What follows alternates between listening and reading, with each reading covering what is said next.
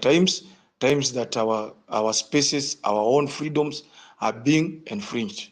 And that's why unaona topic kama hii, unaona kama Babu, I'm very sure anakuwa very close na Maverick, they share a lot, but mimi sijui, maybe K2, maybe uko na namba ya Babu, but so far Babu hajaongelea kuhusu hii story. It tells you that the abductors of Maverick are very powerful people in government. I think Babu alipost jana post ya nani ya Maverick. Though hakuongea kitu, but alipost ile ya free Maverick. So hiyo ndio tu it tells you, unaona mtu, we are not living on normal times. We are not living on normal times. Hata ukiangalia vile ukienda kwa nini TL ya Maverick ya last yenye huyo one of the family members ameandika, it tells you. Sasa but they will know day KOT ati people in power will be very powerful than the people themselves. These are people, we have donated this power to them. And should be a clarion call to everybody. Naona wakina Sanjon, wakina Blinka, thanks to my brother mwenye alifanya hizo posters. Wakati tunapata hiyo opportunity ya kuongelesha Wakenya, kumbusha Wakenya kuhusu rights zao as people. Wakumbuke ya kwamba hii serikali sisi ndio watu ndio wameiweka hapo. Na kama watu watafika mahali watachoka nayo, then people can also take them their power back, and that is exactly what they are afraid of. So with this Maverick issue, let us take it seriously. One of the Kenyans, me and you, leo at least tutoke hiyo point, tuende tutaripoti. Anybody can do that. You can report on a missing person. Let hata kama itakuwa filed in all stations. I'm sure where I am, I'll be able, utoke uende ureport kuna mtu anaitwa Maverick, my friend, ako missing. People can make those reports, because what they usually do, and that is what they did, if you remember Bob. If you guys remember Bob Njagi, what they are usually doing, wanakuja wanakuchukua, they abduct you, and then they go, wataanza kukuhesabia hata family members wako. Watakutajia mama yako, wakutajie, wakuambie vile watawafanya, how they are intimidating Kenyans. That is the message. Au kazi yao ni kukuita, wanakuintimidate. So, but the others wanaenda extreme, wanaenda wanafanya hizi vitu zingine. So we should be very concerned where Maverick Aoko, kwa sababu Maverick is not your normal person. Maverick ni mtu anachukuliwa huko, kesho anaanza tu kuongea the same things. No. But now it is not normal for Maverick to miss for 2, 3, 4 days. It's not normal. So this is our time. Let us not, leo tu tunaweza decide, let kila mtu kaa unaweza pata opportunity, police stations ziko, you can make any formal complaint. Chukua hizo obi, chukua post, because this government hakuna kitu kingine na nini. They are capitalized, like mtu kama sasa Maverick ataambiwa kama amewekwa siku 2, 3 na hakuna mtu mmoja anaongea, anaambiwa sasa, look at the Kenyans that you usually hype on social media, they have forgotten you 2, 3 days. That's exactly what they did to Bob, and that's why Bob took a lot of time before he came back to speak. Kwa sababu hata utafeel hivyo. Unajua wakati unachukuliwa na hawa jamaa wanaenda, ukai uone hakuna mtu yote anakufuatilia, ama Kenyans in their usual nature, they have moved on beyond you, just the same way they moved beyond Rex, and they are using even the Rex story. They will always tell you that. So unajua Rex, you know what we did, nini. They want to drive fear in you. But then again, I keep on reminding people, and we need to encourage each other. We are not living in normal times. What was chukulia hii ati ni mzaa nini? For those people who are there in how we read history about Moi era and Nyayo era, those things were there. But we cannot allow them to come back, because we are living in a country that has a new constitution, a new set of rules on how we should be governed. So let us be very concerned at this particular time. Let people go and make those reports before we now talk of 11-11, because also Maverick is one of the soldiers, and he's also part of the people that encourage these demos and everything. It's not even encouraging. Unajua watu wanaona ni kama tunafanya hizi demonstration as a games. These are not games. These are people and young people crying for their future that has been stolen. You cannot promise people. This administration, if I remember very well, wakati walikuwa wanakuja in power. William Ruto was in the same administration with Uhuru Kenyatta when they told the young kids of this nation they are going to give them free laptops.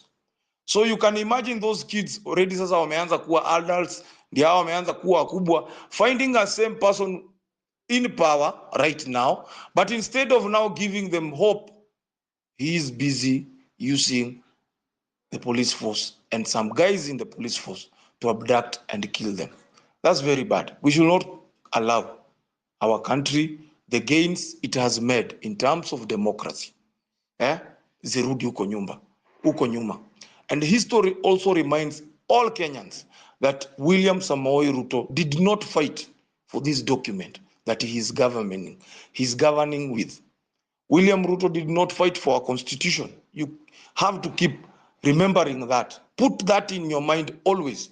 He did not fight for this constitution. So there are so many moments that he will go outside the constitution, because in the first place, he never believed in it. He never. And unfortunately, he has been absorbed. He has absorbed people who fought for the good constitution of our country. Now most of them are being compromised. Na mimi ndio naaji kila mtu hapa ndani. People will be compromised, my friend KOT. Things will happen. Vitu zitafanyika. Lakini kitu moja, kama nchi yenyewe hamtaikomboa at this time, it will be very, very, very, very nini. Nchi inaweza kombolewa. Si ati hizi vitu ziko impossible. Si lazima tuende tumwage damu. Si lazima sijui tufanye nini. But the moment we shut up, the moment we stop talking, the moment we stop the hashtags, the moment we stop saying Ruto can't go, because Ruto must go. That has to be the clarion call. Wherever you are, wherever you're having fun, wherever you're having gigs, those should be the things. It should be a reminder in all Kenyans, because nothing good is going to come in this administration. That's a fact. You're the fact. Because everything that they have lined up, it's either projects that benefit their friends, it's either projects zenye zinawa benefit with them, with their families, in the name that watazileta ni kama zinakuja kubenefit wa Kenya. Show me anything, show me any initiative in this country that is being propelled by this government yenye haina personal interest za watu ndani. So if it is deciding that we are going to have a new Kenya governed by new people, then a topic like this of free Aoko should be a topic that should be so dear to your heart. And don't get intimidated of talking. If you have an opportunity of going to a matatu and taking the civic education to the people, rise up in that matatu, remind all Kenyans that we are living in very difficult times, and we have gone back 3 steps in terms of democracy. And it is time for all Kenyans to stand up and defend the constitution of the land. And this is also a clarion call to all the bodies. I'm glad bodies like LSK, they are doing a good job, but let us go all beyond. An issue like Maverick Aoko should go beyond. Let Kenyans not see it like they are particular people you are going for rescue. That should not be the topic. The same energy that has been applied in making sure that Boniface Mwangi gets justice and finally gets released should be the same energy that should be channeled by all bodies, by all organizations, government and non-government, in freeing Aoko and in finding out what has actually happened to her. So saa hii tutakuwa na mjadala wa hizi differences zetu. They are not important, because we are reminded that if you don't speak today for him, if the doctors will not speak for Maverick Aoko today, if the lawyers will not speak for Maverick Aoko today, if the teachers, all professionals, everybody, then there is a time that the impunity that is being encastrated and being entrenched will finally land to your doorstep.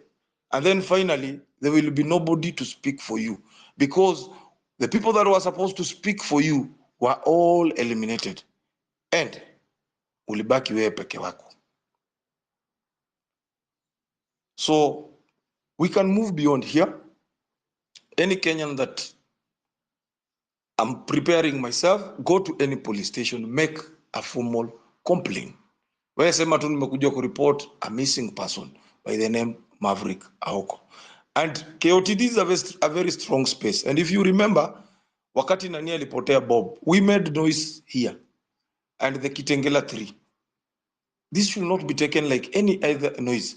This is a platform that has brought the change, it has convinced, and it has spread. The last time, KOT, if you remember, when we made noise about Morara. So this is a space that has delivered in terms of calling out this administration. And wherever you are, don't just talk. Retweet those hashtags by reminding Kenyans that Aoko is missing and he needs to be produced, none other by this administration. By this very administration. And we are saying this. It's not that everybody in this government is bad, but there is a clique of people who believes power circulates around them. It is about them in this country. That anything that happens in this country has to circulate. It has to go through them. And these are the people working with very big vehicles, government vehicles. They have no role. Hautajua ati wana occupy position gani kwa hii serikali, but these are the people that are calling themselves, they're the ones calling the shots. They're the ones that can have a parallel police service, a parallel one. Kwa sababu kuna wakati utaenda police station, they are not aware. Our good police that are in the stations, some of them are not aware of this. That's why we're saying, si kila mtu ati ni mbaya.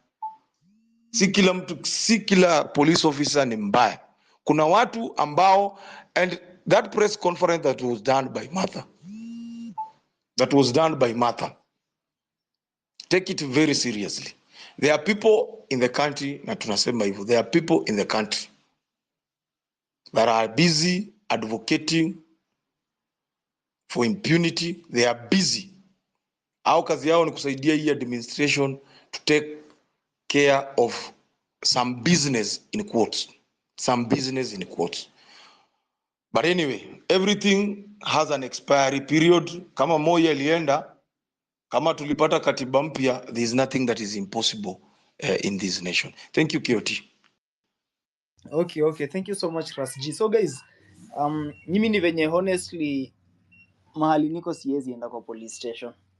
Na if there is any person hapa mwenye anaweza fika any police station, kindly unaweza enda make that official report kwamba we have a lost person, amepotea for almost a week now. Najua picha za Maverick ziko everywhere, you can print that photo alafu zi circulate kwa hizo police station, at least tujue the way about of that lady.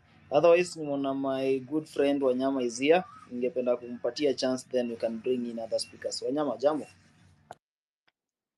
Ati your good friend, ni vile tu inabidi tufanye hizi vitu civic education pamoja bana. Atupendani Bana we difference zetu weka kando bana. Hata mimi Maverick aliniite na yes, lakini hizo difference hatuwezi chambua saa hizi. Hizo tutakutana kwingine tushikane mangumi tugongane, but for now let us stick on the topic. Amazing. Anyway, mi pia spendi Maverick. I won't lie about that. Alinitusi, tumeblokiana, but nilitoa watu block, nimekumbuka. Mimi nilikubali. One, Elon is changing all those things. So, hakuna kublokiana anymore. So anyway, mimi amenitusi, carry on the floor, nini hizo zote, but fact is this. Tulisema on this platform, mtu akidhulumiwa illegally, we should all sing the same song, which is free them. Kwa sababu kia mwenzako kikinyolewa, hiyo msemo kwa aje, nimesahau bana Kiswahili. Cha mwenzako kikinyolewa, chako kitie maji, yes. So for anyone singing and saying, oh, Maverick this, Maverick that, she as much as ni mwenda wazimu, which is no lie, and I said what I said on my timeline, ni mwenda wazimu, Maverick ni mwenda wazimu, and she can go to extremes, but for now the only mistake she did is being a mwenda wazimu. So free Maverick wherever she is, free Maverick. Tunaulizia some little info here and there, not little but a lot of info. One way or another, probably getting manze citizen journalism inaweza kuwa ngumu at times, so not all information we are getting on inboxes is valid and legit. So we're trying to verify as well on where she is, how she is, because it's not enough to find out ati yako wapi. It's also information that we need to find out ana ako hali gani pia. So that's the thing we are trying to do at the moment. When she's let go and she's free, furaha kwetu wote, and that's the written rule. It has always been that way since I joined this platform in 2012. So wasaendelee kushikiliana hivyo, tunachukiana, si lazima tupendane ndo to ask for good governance. Kama mimi na mabonga hapa, si lazima tupendane, differences kando, call for the humanity.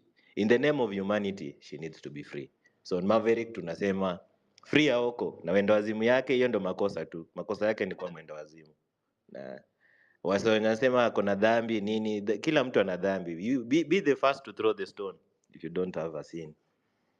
Ni hayo tu kwa sasa. Let's listen in. Me, I'm championing for everyone that is illegally held by the law needs representation and also needs to be let go. That's the beauty about us being together here on X. So stand up for Maverick. Ukiona kitu yote ya Maverick, retweet, like, fanya hizo vitu bana. Let it be known we are aware. So kudos, na as I always say, God bless Kenya. Kenya kwanza. Okay, sawa wanyama.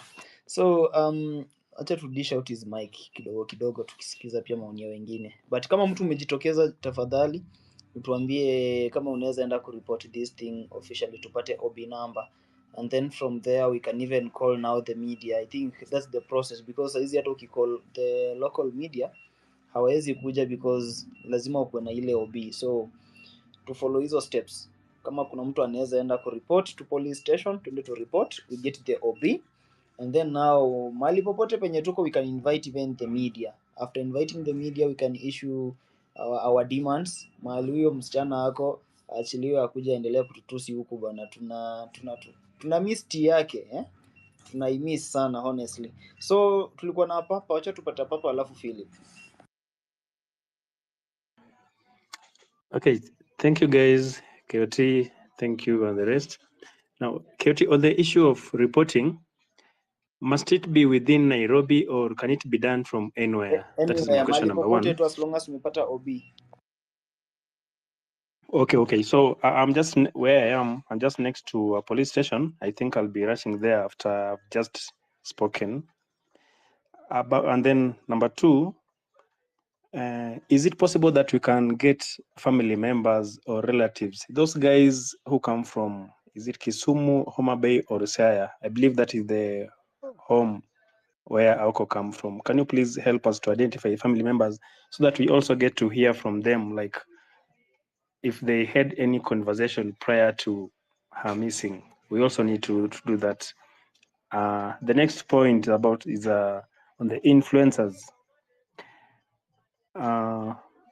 It's unfortunate that also most of the guys we look up to in our society as the influencers, the people in the arts industry, are always very quiet on what is happening in our country. Very unfortunate. Like right now, one of us is missing. They are never seen anywhere. Always silent. Wanaendelea na kazi zao tu, kutafuta pesa, kutafuta fame, kutafuta popularity. It's like everything is okay for them. For as long as they are earning, it's okay for them. That's very unfortunate, guys. We need to have solidarity. We need to be in unity for us to push some of things to happen in our country. And then the last thing, okay, before I go to the last thing, let's continue pushing the hashtag. We need to flood the internet with the hashtag free Aoko. Picha zake zitambae kila mahali. Let's do that, guys. Let's commit to that. Now, last, about Safaricom. Guys, let's run the hashtag, the posts. KT, please give us the posts that could boycott Safaricom. I've seen you posted some. Let's also flood this internet with messages of boycotting Safaricom. Safaricom imetuumiza na inaendelea kutuumiza. It is operating like a state agency, which is very unfortunate. We just need to shout out. They need to know that we know what they are doing. Thank you so much, guys. I'm rushing there. Papa, I'll be joining sawa you sawa later. papa, hebu fuatilia utupatie OB, then we can see the way forward.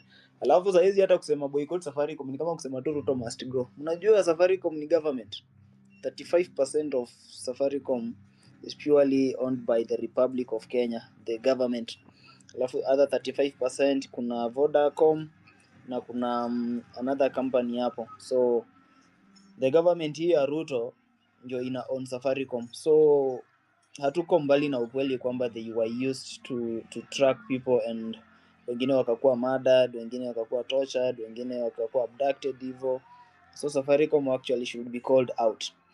But for now kindly tupatie hiyo nini, tupatie hiyo OB ya ukishaenda kurecord your statement huko, wewe waambie tu ni mtu amepotea. Yeah, najua watakuuliza maswali nyingi hapo, but when we get that OB number we can follow up on that. We give them even an ultimatum of like less than 24 hours to find out where that lady is, else kitanuka tu, because that's the only language hao watu wanapenda kusikia.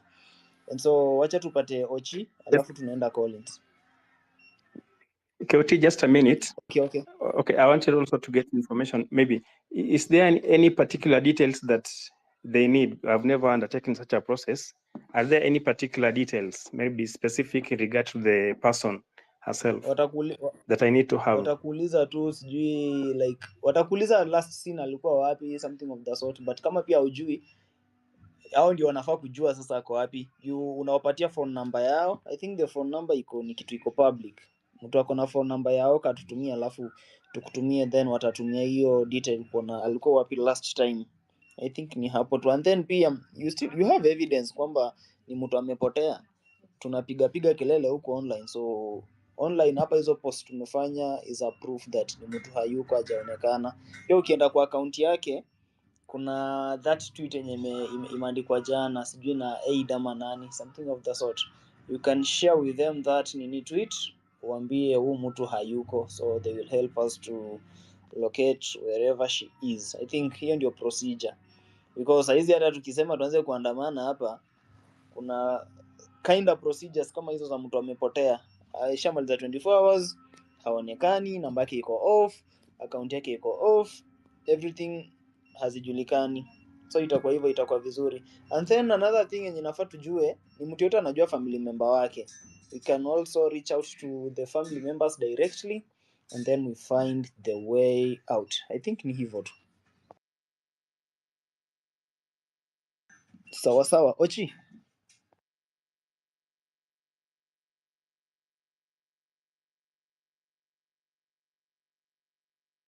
Ochi, sijui kama unanisikia?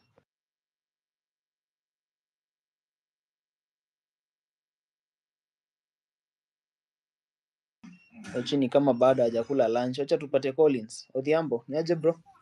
Bro. KOT, thanks for hosting this space. Ni vizuri sometimes kukaa chini kama wana Kenya just to discuss on what's happening. And it's good that you brought the topic or push the hashtag where is Aoko, because as much as Aoko might be bad to some people, she's good to others. And just venye Wanyama amesema, just for the sake of humanity, we need to be there for each other. For those who've been arrested, they know, you know how police sometimes can be cruel, and most of them actually hawana roho, not wote, but majority of them hawana roho, ni watu wameua. So taking life is not nini for them. So let's continue pushing for the hashtag free Aoko. And just to answer nani mwenye anaenda police station, some of the questions that I think they would ask is majina, namba ya simu yake kama ako nayo, alionekana wapi mwisho, na one question they will also ask ni how are you related to them. So venye umesema KOT, it was also good if or maybe we got family members and also hear their side of the story, because Kiswahili utaulizwa una report kama nani.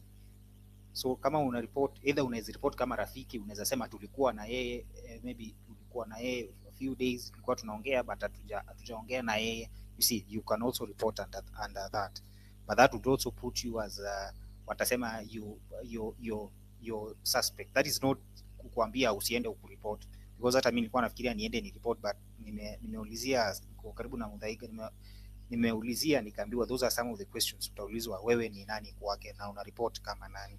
So another thing nimeona bloggers pia sijui ni wa Safaricom wako kwa nini timeline yangu, they're trying to mask Safaricom. I need your help. I need all of you to kuja huko, wanajaribu kuniattack huko juu Safaricom has been selling our data. That is the truth, and they can't run away from this.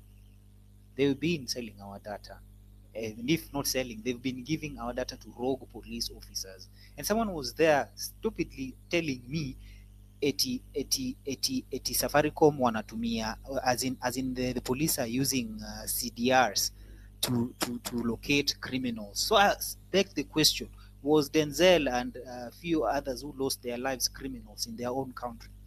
So if you're a blogger and sometimes you utaki kutumia akili kidogo, then sijui utakitumia akili yako lini, because these are the same people who put us in this problem that we are in. You see, we can't be in a society, or we can't be in a country where we have a rogue institutions giving out data to rogue police officers who don't care about lives. And we have families who up to now, from 25th up to now, don't know where their kids are. Some are maimed, like literally they're not able to do their usual businesses that they used to do. So if you're here and supporting this bullshit, then you're part of the problem that we need to clean as a country. And we put you on notice that forever this will not continue. We need to call wrong when wrong is wrong. I submit. Thanks, KOT. Sawa sawa. Shukran sana Collins.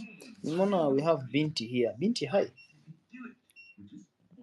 Hello, how are you? We are good. Been a minute bana. Umepotelea wapi? Huko watu wakusikii siku hizi. Mimi niko hapa. I'm just around. This thing for abductions, wallahi, it's so bad. And I know that I usually come here on spaces and say that we need solutions, but sometimes you just gotta rant. I just can't believe how inhumane like our government is right now. Just give me like 10 minutes and then I'll come back. I just need to regroup myself, but I'm here. Thank you for having me, by the way, and hi everybody. Wallahi hapo kwa Binti nimesikia tu hi everybody. Sikupata na concentrate. Anyway, Mr. Boss, jambo.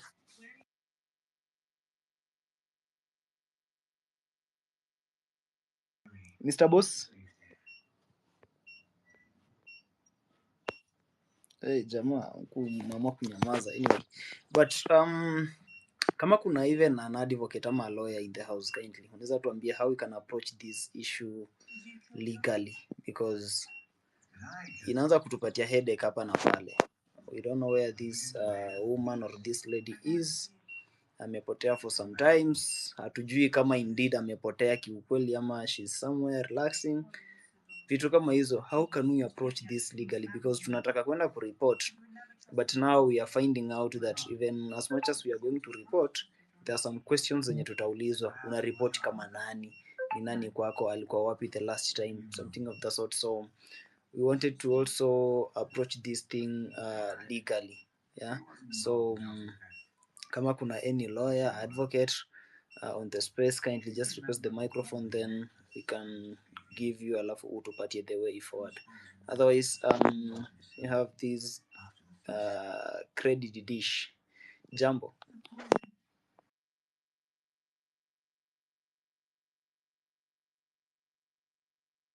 Credit dish.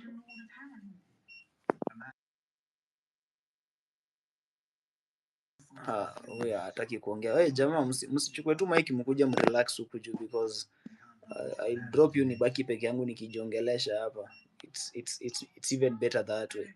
Just request the microphone if you are ready to speak, kindly. Ochi?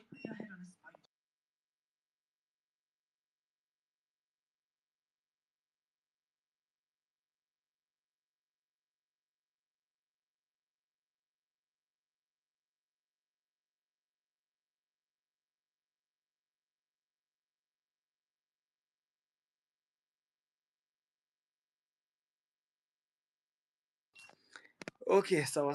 So just give us the idea on how we can approach this issue. Alafu jamaa msisahau kutweet na kutumia hiyo hashtag ya Free Aoko.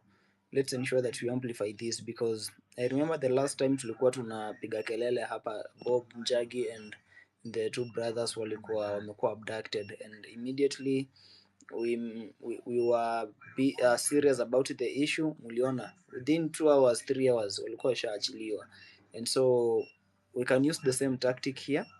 Sijui kama siku hizi wakiona tunatumia some tactics wanaona ni kama kelele tu, but we can use some tactics here to ensure that we get to know the whereabout of that lady. Na if there is any family member mtu anamjua, kindly, it's just an humble request that tuwatafute, alafu we can even use them to do that report, ama tunaweza jua tuwaulize kama are they aware where the lady is ama their daughter or mother is. We really want to ensure that that lady mahali yako she's free, because even as much as anakwanga wazimu venye wanyama anasema, but remember that human life is more important than anything else. So tafadhali, it's just my request that tutafute family members, wale mnajua mahali kuna family members, kama mnajua anyone, we can reach out to them to inquire, tujue what we can do next. But I can see Tony is here. Tony, jambo. Just a minute, kuna kitu nashughulikia on the same issue. Just a minute. Okay, sawa. Kuna KOX studio. Peter, jambo.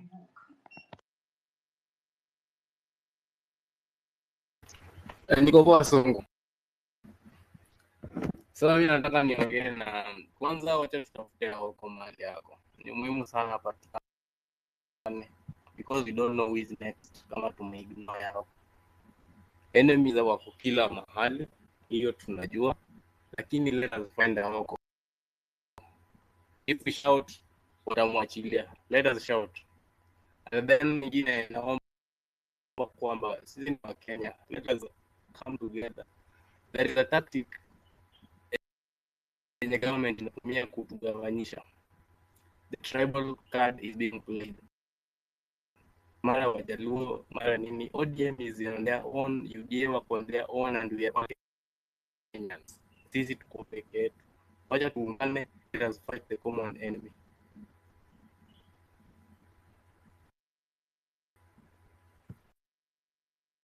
Okay, sawa. I think kuungana, which we call it unity, itatusaidia sana to move forward.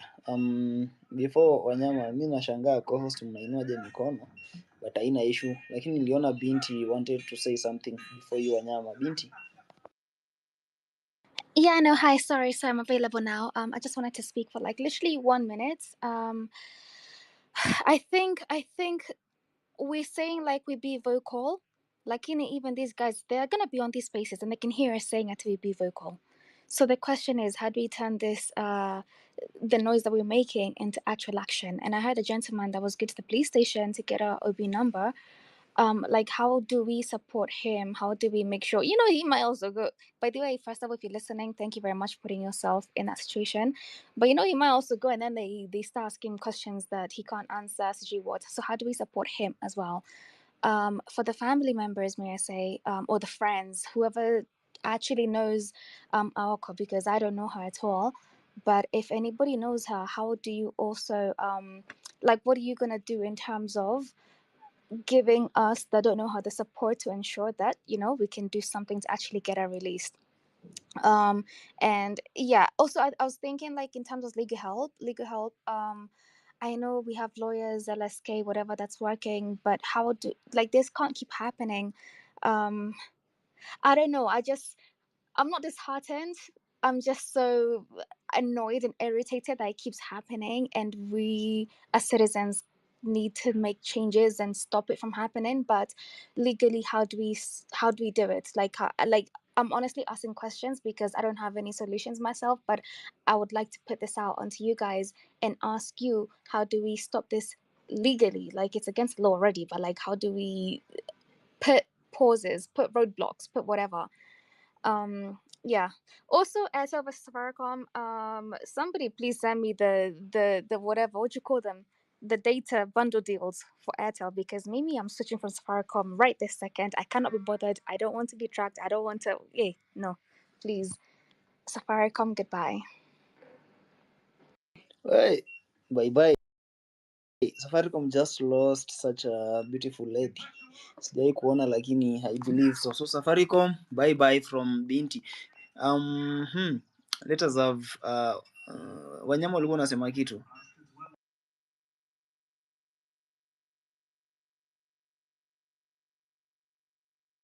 Wanyama, you're saying something.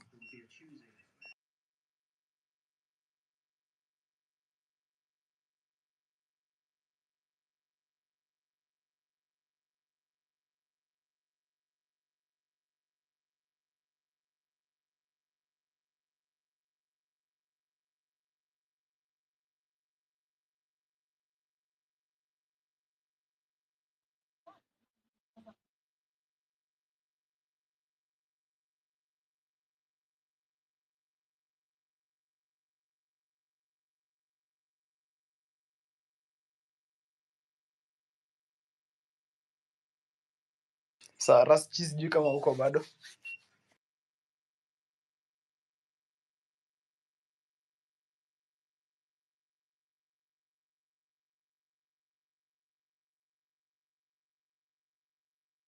Guys, let me hope that as we observe that silence, you guys are tweeting about Free Aoko and questioning relevant authority about her whereabout.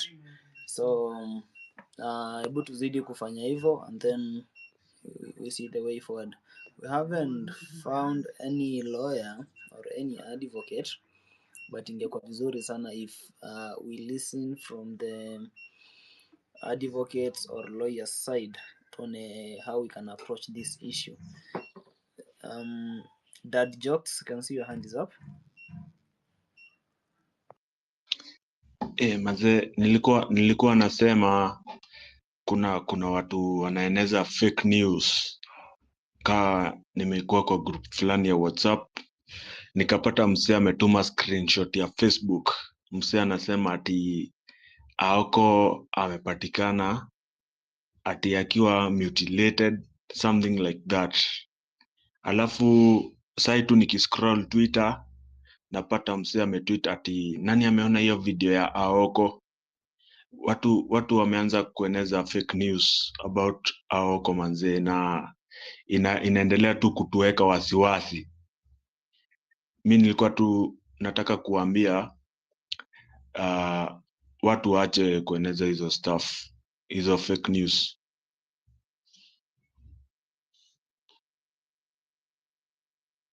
Yeah, pia wale wenye wanaeneza fake news hapa na pale without knowing what they are saying, kindly hebu tuache kueneza propaganda, because hiyo hata ndio imefanya tukakooried sana tukeka hii space hapa. So tuache zile propaganda sana, though pia propaganda at times zinasaidia. And I can see Wanjira is here, and I believe Wanjira is an advocate. Wanjira, how can we approach this issue kindly? Yeah, KOT. Yeah. So I don't even know where to start. When the issue of Aoko started coming up and showing up on my timeline, I wasn't worried. Because I know that sometimes Aoko, for safety reasons, she withdraws. And I know this because, I just know that sometimes she withdraws. And I wasn't worried. And then until today is Tuesday, I want to say around maybe Sunday or maybe Saturday, Sunday, I was talking to a colleague of mine. I think you know her, Ivy Ingati. And because I saw a tweet by Babu Wino saying, where is Aoko? And then I saw the statement by her PA. So I actually started following up. And when I spoke to her PA, she said, she probably is actually hiding because on Wednesday when she came home and found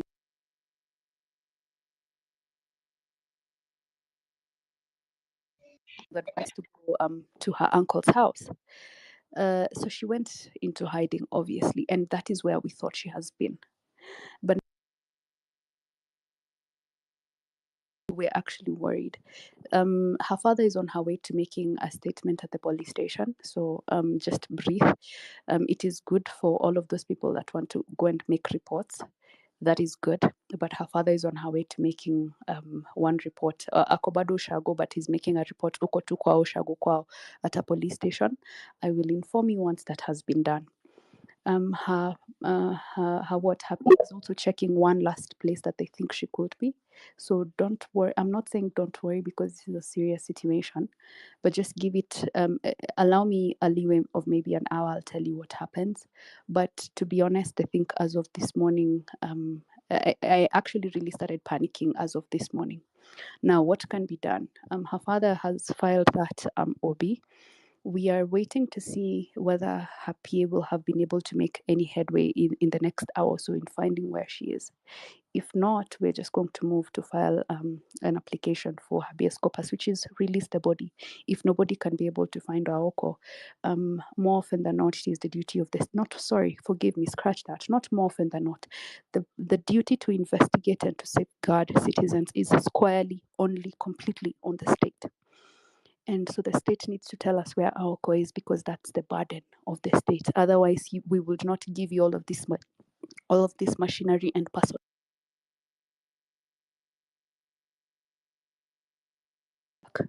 So let's just wait and see, and then I'll let you know. So just give me some time, some leeway. I'm not saying you shouldn't panic. You should because this is serious.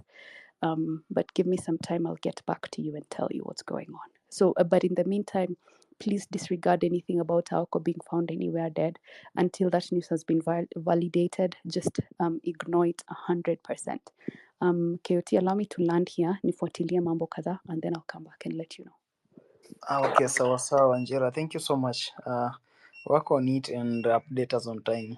Nilijua tu you might help us, and I can see now we are getting that clear path. So lie us with the family, alafu you'll give us the way forward. Otherwise, I can see you Masayansi is here. We can give him some minutes tuone anasemaje.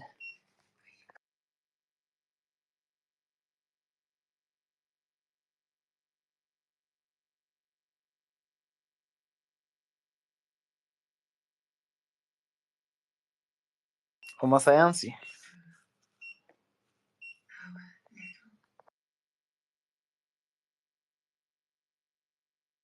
Oh, Masayansi, can you hear Kioti?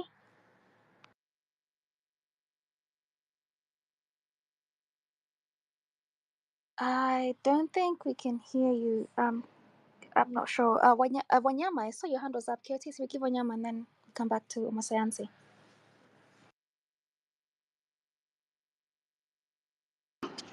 Anyway, sorry guys, nilikuwa na internet connectivity issues. Can you hear me, Binti? Yeah, we can. Okay. So what I wanted to say is this, and this is a little bit of experience as well. I don't know, happy to be corrected. But Wase, on this Aoko issue as well, Wase will avoid misinformation. This thing that I've seen trending, and not even trending, people checking it out and saying a body has been discovered, blah, blah, blah, things like those. And they're trying to link it to Aoko. Jamaneni, to avoid hizo vitu. What happens normally, and hii ili happen pia time ya Denzel, ilikuwa hivi, rumors started from nowhere. Rumors just started, oh, there is a certain body that has been identified. Kidogo, it was actually affected. Denzel was found somewhere. So wasenye wananzishanga hizi types of rumors, be careful first of all who they are, and second, what narrative they're trying to sell. Because on this platform, we've seen it time and time again. They plan something, but they first test the waters. I think Mabonga is the one who told you guys they have learned how to do this thing from X. So wana test the waters kwanza. And it's not typically at sijui Aoko is big, Aoko is what. Unaweza pata kuna shenzi tu anataka kusettle scores with Aoko. As simple as that. Because ultimately we don't know who is hunting for what. Today it's her, tomorrow it's me, tomorrow it's someone else. Even you who think that you are well governed by the law today, tomorrow it might not be you. Power is transient. And to all people who are listening as well, at our NIS, at our cops, and by the way, cops who attend these spaces a lot, it's still, narrative being sold at the end. So it first starts, and the process is always a similar process. It first starts with someone out of nowhere just saying a body has been discovered and is being linked to this. Kidogo, it's now affected. So please, to avoid hizo misinformation, and as well call it out. If you can call it out, just say bana, hii hatukubali, haiwezekani. Because as I said, yes, ni mwenda wazimu, but she's still human. Acha mturudishie au katurudia tutusi. It's okay. Tulizoea, but to avoid your misinformation. Back to you. Sir, Katie, before you carry on, I'm just seeing here in the comments somebody called John Juguna with at John Jugun 1979 saying that you can't wish somebody bad luck and be left unpunished. I'll wish the Huru bad luck, watch out on a heel. All I'm going to say is the same thing Wanyama just said. One day it's Aoko, one day it's me, one day it's you, one day it's somebody else. Please, let's not wish bad luck on people. We're still human at the end of the day. We can make mistakes, we can speak, our tongues can put us in fire, whatever, but we have to value human life. And that's the thing that we're really missing in this government right now. We have to value human life. So, John Junguna, if you feel like this is what you feel is deserved punishment for somebody speaking up about things, Nisa, to just know that, like I said, one day it's you, one day it's me, one day it's your child, your sister, your brother, whoever. Let's find out, please. Kioti Pole, I need to drop for a second, but I'm gonna hand it back to you. Okay, thank you so much. So who will pick up? Kilonzi, are you there?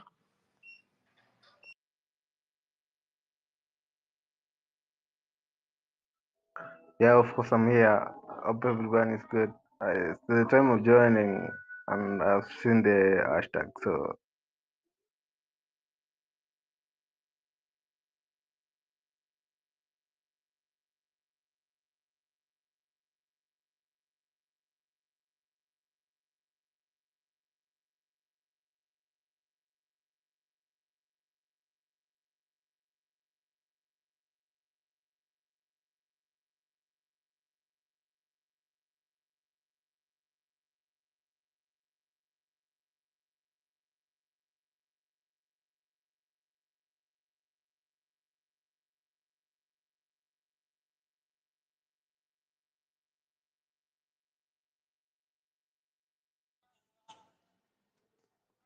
Kioti, unasikia watu wakiongea?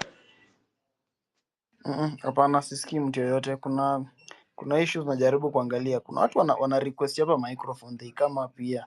Sijui ni kama wanataka wapate ile Wait guys, this is not a space ya kukuja hapa kutafuta followers.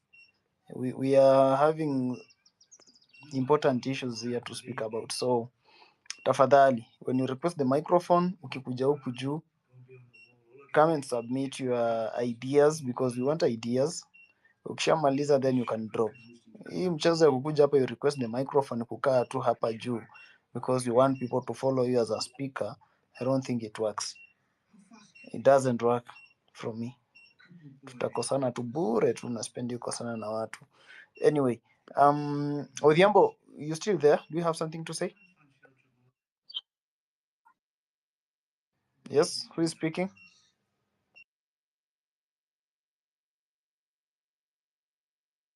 Oh, okay. I'm not a Thiambo, but you said someone by Thiambo should speak first, right? You can speak. You can speak if you have the mic. Okay, thank you. It's good to ask. I think what's happening hapa Kenya ni kitu yenye inatisha sana wasee.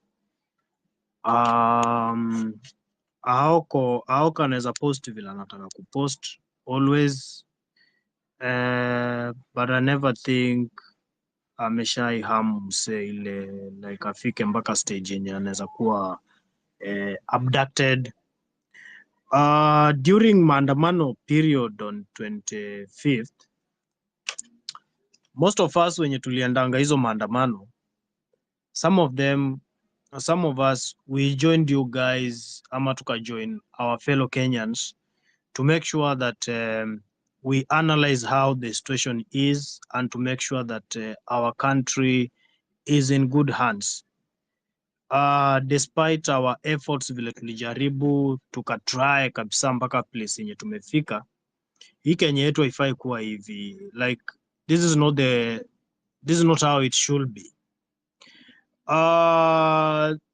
As I speak, I know some of the two people that were when you waliingia pale parliament, and one of them is missing to date, hajaipatikana mpaka leo, na pia kuna msee mwingine alipatikana akiwa ameuawa. Tukashindwa hii story ilikujaje ikajulikana, like how did they out of that crowd yote ya wasee wenye tuliendanga parliament that day, how did it happen? Hata vile tunaongea like isi account yangu real, like my main account, when things went south, things really happened mpaka like some of us tulipoteza job. Kupoteza job ilikuwa ni reason kwa sababu ya tulianza kukuwa threatened. We even had to, tukaa mimi nilibidi tu niame Nairobi juu most of the things zilikuwa zina happen Nairobi. Ulikuwa unalala hivi, asubuhi ukiamka unakuta tu kuna wasee yani wenye ni new kabisa wanakaa hizo maeria zetu ama hiyo udi yetu. But things happened and we started to receive threatening calls like where are you, like anytime tu unaweza shikwa tu like from nowhere. So ni venye ilikuwa yani ni ile watu wenye walikuwa wanajulikana sana hapa hivi kwa social media, those are the guys who are being given the first priority sana. There's even a day I tweeted like tumeshikwa tumepelekwa Parklands police station. Tukasema mazee, who is going to help us here? But there is no one who could come. Mimi job yenye nilikuwa nafanya ilikuwa a very sensitive job, but ilibidi tu sasa nimesurrender tu. Wakasema sasa wewe acha job juu huwezi kuwa unafanya job kwa gava alafu bado unapinga hiyo gava. Tumeenda mpaka pale ile siku yenye wasee walisema wanaenda State House. Some people were really waiting for that opportunity. Wajamaa wenye walikuwa Waiyaki Way wapi hiyo mtaa zote walikuwa wameongoja wenye mnatoka tao mkuje mwingie, at least hiyo day tungeweza kutoa hiyo msee kwa power, but haikuwezekana. But right now wameleta hizi tactics zenye wameanza yenye gava imeleta, like they want to start with that so that they remove people and kill people one by one. In our team of around 21, maybe kuna wase mimi sijaiona like hata sasa nikikwambia wako wapi tu sasa siwezi kushow wako wapi, kwa sababu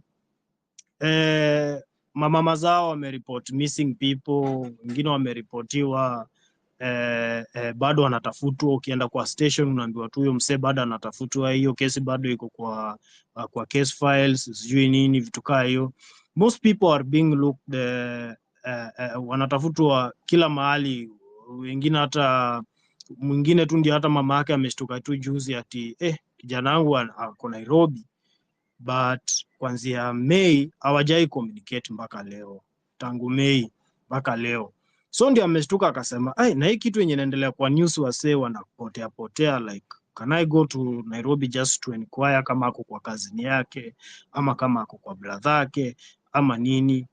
But around 10 people from our hood are missing, wenye tulikuwa tunaishi huko hiyo mtaza Juja area huko.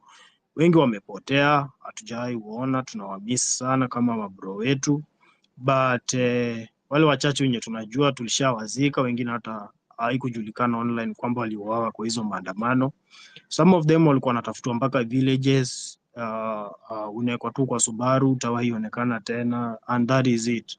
So like saizi kukuwa like a young man in this country imekuwa like ni crime. Sahi hata base yenye tunaweza sema like we need, and we are very educated people in this country. We worked for this government, we have done whatever we can do, we have really helped where we can, but it seems like being a young man in this country is a crime. And actually speaking out on social media, it's now even becoming more of a crime rather than free speech. Na kenye imehappen ni venye hizi split zimekuja, kila msee anakuja na hii. Unapata leo Morara ako na hii, unapata ule mwingine ako na hii. Hakuna ile organization ya kusema kwamba hawa wasee wote tuwashughulikie. But they big up kwa wengine wenye wale mawakili wenye wanajaribu kutetea wasee, but kuna wengine hata waliingizwa huko masel zingine, wengine hata walipelekwa huko inda wakarepiwa huko hivyo. Msee anarudi ako depressed, mwingine anaamua tu kujinyonga juu sasa haku expect things zitaenda hivyo juu amekosa maybe kuweka bail ama nini. Wengine anawekewa tu charges zenye hata si zake. Unapata hata mwingine amewekewa hata obtaining, ati kuna msee anamdai. Ukichunguza vizuri hata huyo msee maybe ni wanisa ama ni DCI. Sasa unashindwa anamdai aje na hata hawajuani. Anawekewa pale ati obtaining with false pretenses, vitu kaa hizo. So unapata huyo msee kama ana wakili mwenye amejitolea, mostly wenye wanakuja pale kwa police station, most of them they come just there to kutake two photos kwa social media, ndio majina yao ijulikane pia tu kuna wakili fulani, ndio wase wa MDM wamlete makesi, vitu kaa hizo. So kuna wase waliteka advantage, but kuna wale vijana wenye ni genuine, wenye wamefanya shughuli zenye indeed we really wanted a safe Kenya, we wanted things to go. Wakati Polo Kilimani aliletanga ile story za minerals, some of us, kuna wengine walitoa information. Kama kuna msee mwenye mimi najua, msee mmoja ukienda kwa ile space ya Polo Kimani, huyo msee alikuwa anaitwa Necessary Fool. Necessary Fool alikuwa msee anawaka kwa gava. Kwanza yeye ni mwanajeshi, lakini hiyo siku aliwajoiningi pale kwa maandamano ya 25th. Msee alifutwa job, akapoteza like kila kitu. Alikuwa na maloni kadhaa juu ukiingia kwa jeshi ukiwa like wewe bado ni Gen Z, of course utakimbilia tu kuchukua loan kiasi kujengea madhe nini, vitu kaa hiyo. Unfortunately huyo msee sahi hata walimuita ati wakamwambia ati wanaenda job. But the sad news yenye tunasikia sahi sio fiti sana.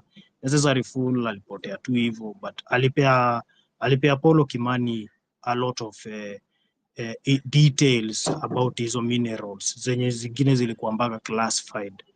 But kuna wakati hata alikujanga akatweet akasema, hey mazee mniokolee kiasi, niko hivi na hivi, watoi wangu wamerudisha go, big wife yangu wamerudisha go, nimepoteza job,